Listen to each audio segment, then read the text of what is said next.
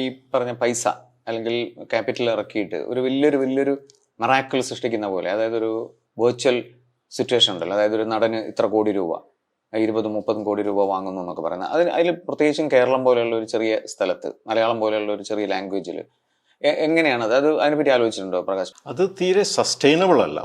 ഒന്നാമത് കുറേ പേര് അതിനെ പെരുപ്പിച്ച് കാണിക്കുന്നത് ആ ഒരു പ്രോജക്റ്റിന്റെ വിജയത്തിന് ആവശ്യമായിരിക്കാം. ഷോർട്ട് ടേം അത് പേ ബാക്ക് ചെയ്യുക അവർ.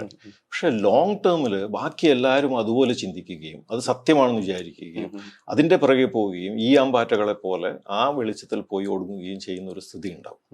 മലയാളത്തിന്റെ കരുത്ത് എന്താണെന്ന് ശരിക്കും തിരിച്ചറിയുകയും എന്ന് പറഞ്ഞാൽ, മലയാളത്തിന് ഇന്ത്യയിലെ മറ്റു സിനിമയുമായിട്ട് കമ്പയർ ചെയ്യുമ്പോൾ അതിൻ്റെ ഏറ്റവും വലിയ കരുത്ത് എന്ന് പറഞ്ഞു കഴിഞ്ഞാൽ ഒരു വേറിട്ട സെൻസിബിലിറ്റിയാണ്. നമ്മൾ എത്രയോ കാലമായിട്ട് ലോകത്തിൻ്റെ മറ്റ് രാജ്യങ്ങൾ, മറ്റ് കമ്മ്യൂണിറ്റികളും സൊസൈറ്റികളുമായിട്ട് ഇൻട്രാക്ട് ചെയ്തിട്ട് മെച്യൂർ ചെയ്തിരിക്കുന്ന ഒരു സെൻസിബിലിറ്റി, ഒരു സെൻസ് ഓഫ് ഹ്യൂമർ, ഒരു വ്യൂ ഓഫ് ലൈഫ്, ഒരു അപ്രോച്ച് ടു ലൈഫാണ് നമ്മുടെ ഏറ്റവും വലിയ സ്ട്രെങ്ത്. അതുകൊണ്ടാണ് നമ്മുടെ സ്ക്രിപ്റ്റുകൾ വേറിട്ട് നിൽക്കുന്നത്, അതുകൊണ്ടാണ് നമ്മുടെ പെർഫോമൻസസ് വേറിട്ട് നിൽക്കുന്നത്. അത് നമ്മൾ മനസ്സിലാക്കുകയാണെങ്കിൽ, അതിൽ ഫോക്കസ് ചെയ്യുകയാണെങ്കിൽ, ചെറിയ സിനിമകൾ ഇന്ത്യ മുഴുവനും അതേപോലെ തന്നെ ലോകം മുഴുവൻ എത്തിക്കാനുള്ള കഴിവ് നമുക്കുണ്ടാകും. ഇനി വരാൻ പോകുന്ന കാലത്ത് AI മനുഷ്യരാശിയുടെ മേലെ ഇത്രയധികം ഡോമിനൻസ് ഉണ്ടാക്കാൻ പോകുന്ന ഒരു കാലത്താണ് നമ്മൾ ജീവിക്കാൻ പോകുന്നത്. ഒരു സിനിമ ഇറങ്ങിക്കഴിഞ്ഞാൽ ആ നിമിഷം തന്നെ ആ സിനിമ ലോകത്തിലെ ഏതൊരു പ്രേക്ഷകനും കാണാൻ പറ്റുന്ന വിധത്തിൽ സബ്ടൈറ്റിൽ ചെയ്യപ്പെടാനുള്ള സംവിധാനം ഇന്നുണ്ട്. അത് പിന്നെ ഡബ് ചെയ്യാനുള്ള സംവിധാനം അടുത്ത് തന്നെ ഉണ്ടാവും. എന്ന് പറഞ്ഞാൽ, ഒരു ഇംഗ്ലീഷിലൊരു പടം പുറത്തിറങ്ങിക്കഴിഞ്ഞാൽ അത് ലോകത്തിലെ എല്ലാ ഭാഷയിലും അവൈലബിൾ ആയിരിക്കും.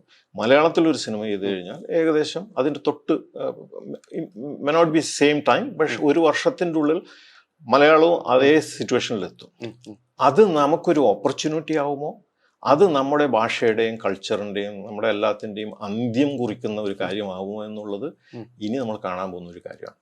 പണ്ട് മലയാള സിനിമയ്ക്ക് എന്ന് പറഞ്ഞു കഴിഞ്ഞാൽ വളരെ ചെറിയൊരു ക്യാപ്റ്റീവ് മാർക്കറ്റ് ഉണ്ടായിരുന്നു. ഞാനൊക്കെ ചെറുപ്പത്തിലുണ്ടാകുമ്പോൾ നമ്മളോട് പറയുമ്പോൾ അവിടെ ഏതാ സിനിമ, അവിടെ ഇംഗ്ലീഷാണ്.